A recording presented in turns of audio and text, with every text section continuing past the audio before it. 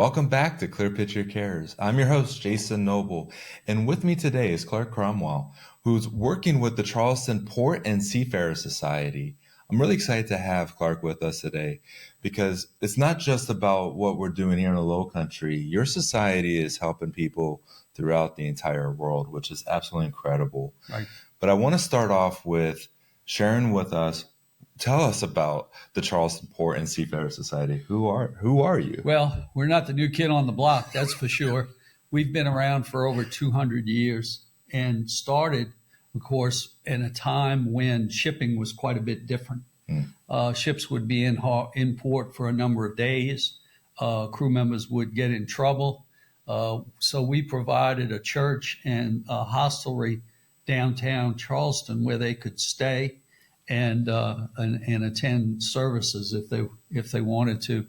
That changed over the years, and now we have all of these ships that you all see when you're crossing the bridge.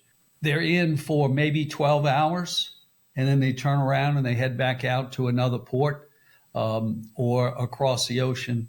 The people on those ships are working on contracts that require them to work 8 to 9 months at a time. And they are limited in some ways as far as their access to shopping or getting to a dentist or just having some quiet time away from the ship. So we try and provide for those sorts of needs. It can be as simple as a ride to Walmart or buying them a couple of cases of water because they're running low, to as complicated as suicide counseling or dealing with family members who are ill, communication issues on the ships. We really try to stand up for the seafarers and provide them with whatever they need. So these seafarers, they're crossing vast swaths of ocean Yeah. to get goods and to get goods over to the United States or from the United States over across the sea.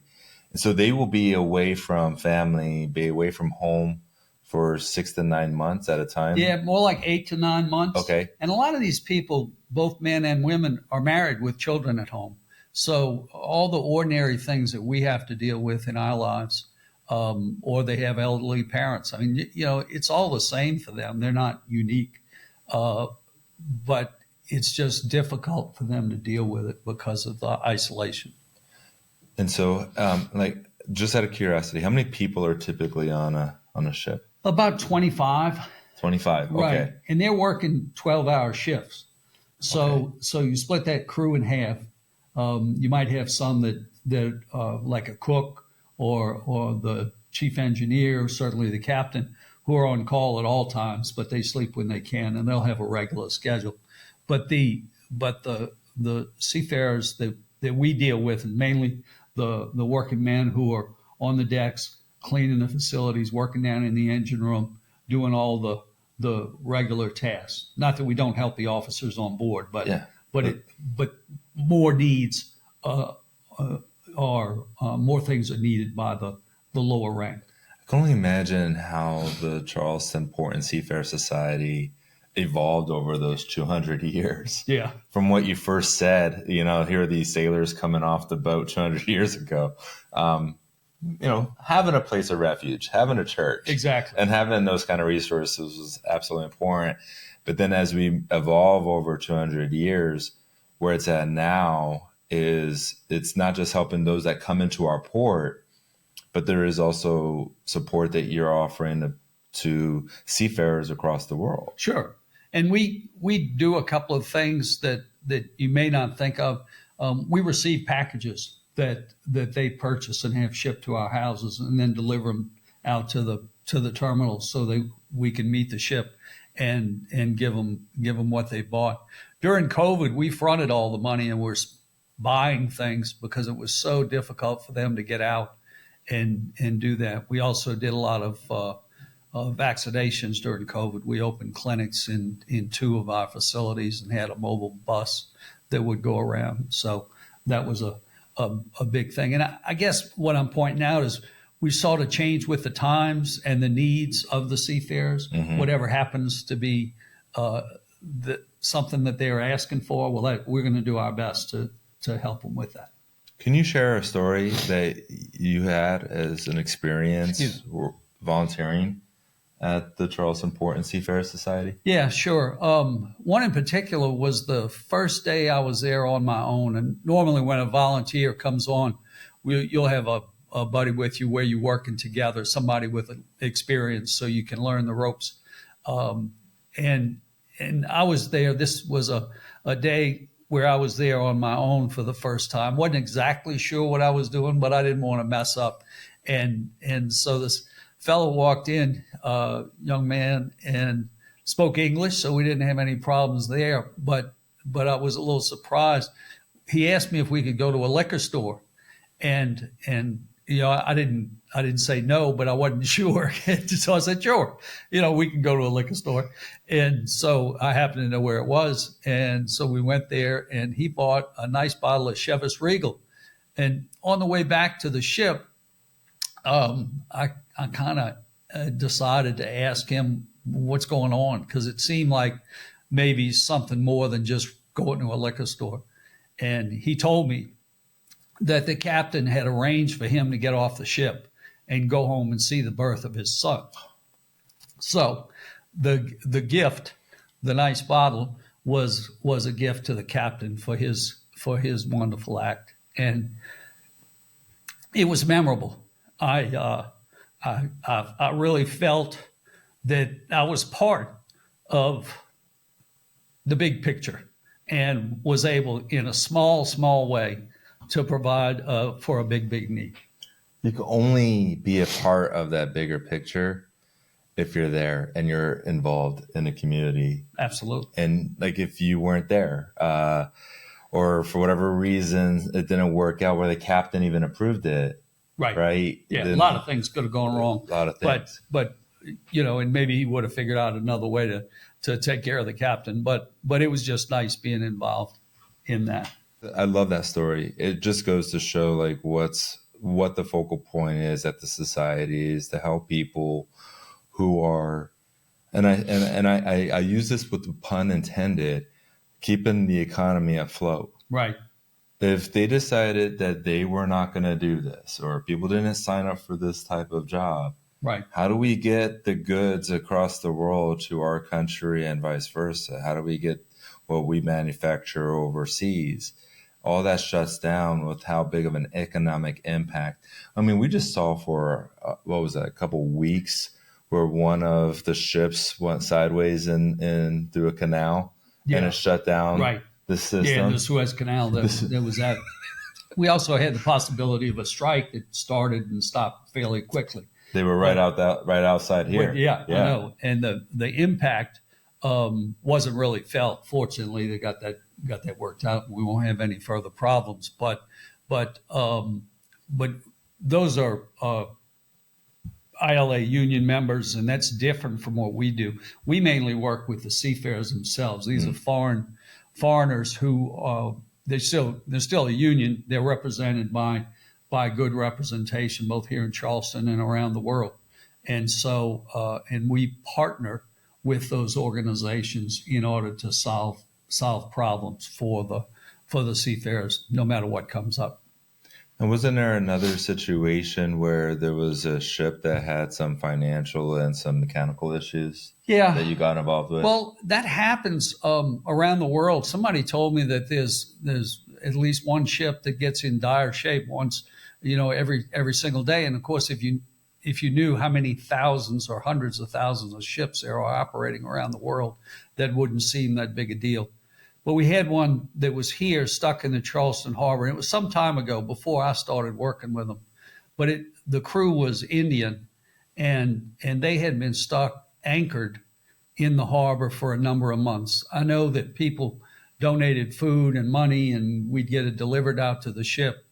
But we found out that they had a holiday celebration that was coming up, and they were bumming because it wasn't something that you could just turn on the TV and duplicate it. I'm not real sure what the holiday was, but we were able to contact some Indian doctors at MUSC, I believe, and it was a Hindu religious service, and we held it on the deck there, everybody in a circle with some special foods and prayers. And we have a picture of it in our Wando terminal. It's just one example of the sorts of things that we try to do every day. So it's not necessarily unique, but it's a standout. Yeah, I remember like the Charleston community really helped out with that one with Yes. donating food, but then getting the food out to the ship. Right. Right. Yeah. And then also providing this amazing service based off of their religious beliefs. I mean, just talk about meeting people where they are and helping them with the things that they have in front of them. Right. When maybe others won't be there. And I before we were talking on screen, I asked like, so why do you do this? And you made a comment like, if we didn't, then who else would? That's right. There's not a financial gain in it. We can't charge these people for what they need. We need to give it to them. We need to donate it to them, and that's why we exist. And we're there to satisfy the needs of the people who work on the ships and around the port, and whatever that is, we need to do our best to do that. I had a funny situation. There was a cruise ship that was through a few months ago, and this cruise ship happened to be on a trip around the world. So that's unique to begin with. And a young crew member left his backpack with his iPad down by the customs house. Okay. And we needed to figure out a way to get it back to him. First, I had to find it, and the good people at a downtown restaurant, which I can't think of the name right now, but it doesn't matter. The manager there kept the bag. We were able to ping it to find out where this young man's iPad was. So technology helped out. Anyway, we got it back and we sent it to the crew member. They were headed for Key West, and then they were going through the Panama Canal. So we were able to get it to Key West and get him his bag back. Oh, wonderful. Oh, goodness. He was thrilled. It was so, it was his life. You lose your iPad, I guess you're in trouble. And of course, he had some other personal stuff in there. Yeah. So we were able to return it to him. No big deal. It took a little legwork, but it happened. But it got done. Yeah. Now, I understand there's something that's coming up here in December that you could share with us. Yeah, well, it's actually starting now. You're talking about the Christmas at Sea program. Okay, so starting. Yeah. Okay. Yeah, we've already started. This is a program called Christmas at Sea, where we distribute empty boxes through businesses or churches here in the Charleston area. The box is a little bit bigger than a shoebox, but we have a list of items that you can put into it and then gift wrap it, and we'll get it back from you. Or if you get your box from a church, then you can bring it back to the church and we pick them all up at once. We've got volunteers who are distributing the boxes now, about 3,800 boxes, and then we hope to get that many back. And we'll start giving the boxes to the seafarers on the ships starting December 1st. Okay. And the good Lord willing, we'll have enough to go all the way through January 6th, which was a big day in Jesus's story when he received gifts. And so that's our goal. And we encourage people to rather than just throwing $20 at a problem, get a box, take your kid with you to dollar store, tell them what you're doing with it. And we will try and get some pictures up and posted of the seafarers opening their boxes, enjoying their Christmas Eve or Christmas Day, to kind of close that loop and let people see what the impact of some simple toiletries and hard candy and maybe a yo-yo can make in somebody's life. Thanks. Yeah, especially like going out with your children or even grandchildren to purchase those gifts and explain the rationality behind it. It really just makes that circle of gratitude even larger by doing that. And the joy that you and your children and grandchildren could receive by serving the need for a seafarer could be, can't be measured, but it will be felt. Indeed. And I couldn't help but thinking like how you just got a little emotional just thinking about how you helped Sure. that one seafarer on that. Multiply that out, right, by being involved and engaged. It could really have a meaningful impact, not just on yourself and your family, but also this community. I think that's a wonderful example of just being available. Now, the website to go to is charlestonseafarers.org. Below this video, you'll see a link to there, so you can click it and go right there. But how would I go and find like where to go get these boxes? Well, it would depend what part of town you're in. Okay. Because we can steer you to a church or a business, or we do have volunteers who are able to deliver some boxes. If you're involved with a business or church that isn't currently supporting us with this program, we've got more boxes. We can get them to you, and that's a wonderful outreach program. I know a lot of organizations look for some way to give back, and this is a way to give back in a small way that makes a big impact around the world. And so I mentioned the website, charlestonseafarers.org. Is that where someone would go to be able to get those boxes if they're not part of a business or there may be some information on there, but really the better way would be to hit the contact button on there. You can send an email that'll come right to me, give me an idea how many boxes you need and what your address is. We can point you to a church or a business that may have them, or we have volunteers that could bring them out to you. So, we were just saying that we have a little time before we start giving them out. And the other thing is, I'd like to explain that we don't need them all December 1st because we're giving them out throughout the month and a little bit into January. Okay. Great. All right. Okay. So if somebody wanted to get involved with the Charleston Port and Seafarer Society, what would be those steps that they have to take? Well, there are some security steps that need to be satisfied. But before you go through all that, I think the first thing is to come and take a tour of the facility, meet some of the other volunteers, see some of the seafarers, become familiar with what facilities we have. Thanks to the State Ports Authority, we have some of the nicest and most accessible seafarer centers in the world. So you need to be cleared through security and have an escort with one of our volunteers or myself when you come out. But we can schedule that. It takes about an hour just to take a good look around and get a feel.